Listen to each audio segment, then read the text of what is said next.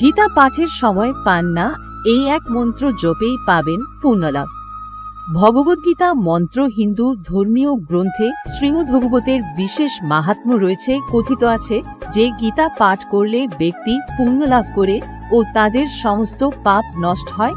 প্রচলিত বিশ্বাস অনুযায়ী প্রতিদিন শ্রীমদ্ভাগবত গীতা পাঠ করলে ব্যক্তির সমস্ত সমস্যা মোকাবিলা করার শক্তি সঞ্চয় করতে পারে, পাশাপাশি ব্যক্তির আত্মবিশ্বাস বৃদ্ধি পায়।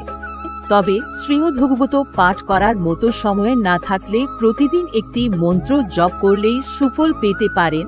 এই একটি মন্ত্র শ্রীমদ্ভাগবত গীতা পাঠের সমান ফলাফল প্রদান করে। এই মন্ত্রটি হল শ্লোকরূপী ভাগবত মন্ত্র। শ্লোকরূপী ভাগবত মন্ত্র।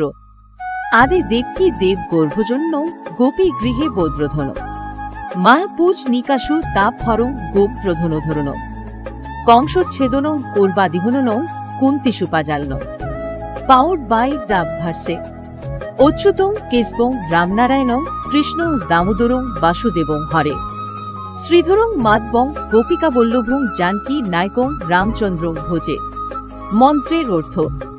এই মন্ত্রের অর্থটি হল যে কৃষ্ণ দেবকীর গর্ভে জন্মগ্রহণ করেন, গোপী গোয়ালাদের সঙ্গে বড় হন, পুতনা সংহার করেন, গোবর্ধন পর্বত ধারণ, কংস বধ করেন, কুন্তী পুত্র অর্থাৎ পাণ্ডবদের রক্ষা করেন, তিনি কৌরবদেশ নাশ করেন। এভাবে নিজের ক্রিয়াকলাপের মাধ্যমে সংসারে নিজের লীলা খেলা দেখান কৃষ্ণ।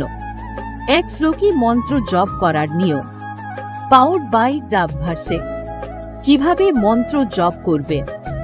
এই মন্ত্র জপ করার জন্য সকালে উঠে স্নান সেরে কৃষ্ণের পুজো করুন, তারপর তুলসী মালা দিয়ে এই মন্ত্র জপ করুন। তুলসী মালা দিয়ে এই মন্ত্র জপ করা বিশেষ ফলদায়ী। প্রতিদিন 5 মালা জপ করলে বিষ্ণুর আশীর্বাদ লাভ করবেন।